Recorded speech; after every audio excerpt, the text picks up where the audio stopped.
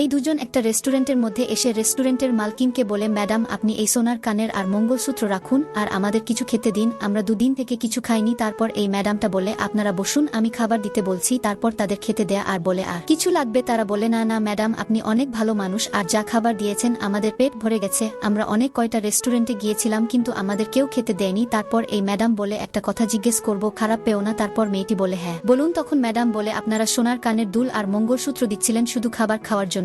বিবাহিত মেয়েদের জন্য মঙ্গলসূত্র সবে চেয়ে দামি হয়, আর মনে হচ্ছে আপনাদের তো নতুন বিয়ে হয়েছে, আর আপনাদের দেখে তো মনে হয় তোমরা অনেক ধনী বাড়ির লোক, তাহলে এভাবে তোমরা খাচ্ছ কেন? তারপর এই মেয়েটা বলে, আসলে ম্যাডাম আমরা বাড়ি থেকে পালিয়ে বিয়ে করেছি, আর আমাদের যা সেভিংস ছিল 2 মাসের মধ্যে সব শেষ হয়ে গেছে, আর আমরা দুদিন থেকে কিছু খাইনি, সেজন্য আমরা ভেবেছি এই গয়নাগুলো দিয়ে খাবার খাবো। তারপর ম্যাডাম বলে, আপনারা পালিয়ে বিয়ে করলেন কেন? তখন ছেলেটি বলে, আমরা দুজন দুজনকে ভালোবাসি, আর আমাদের ফ্যামিলি, আমাদের মা বাবা আমাদের বিয়ে দিতে চায়নি, তাই আমরা পালিয়ে বিয়ে করেছি। আমাদের কাছে আর কোনো উপায় ছিল না, তাই আমরা পালিয়ে অন্য শহরে চলে এসেছি। তারপর ম্যাডামটির ভাই বলে, কি চলছে আজকালকার লোকেদের মধ্যে? মা বাবা কষ্ট করে লালন পালন করে বড় করে, আর তারা মা বাবার কথা না ভেবে তাদের মান সম্মান ডুবিয়ে পালিয়ে বিয়ে করে নেয়। আর বাড়ির লোক না মানতে চাইলে মানাতে পারতে, কিন্তু তা না করে বিয়ে করে নিলে আপনাদের সাথে যা হয়েছে একদম ঠিক হয়েছে। তারপর মেয়েটি বলে, আসলে আমার বাবা খুব জেদি লোক, আর সে একজন নেতা। উনি চেয়েছিল ওনার বন্ধুর ছেলের সাথে বিয়ে দিতে, যাতে ওনার বন্ধুর গ্রামের সব ভোট আমার বাবা পায়। এই জন্য আমি ওই বিয়ে আমি করতে চাইনি, আর যে ছেলের সাথে আমার বিয়ে ঠিক করেছিল সে আমার থেকে কম, সে কম 10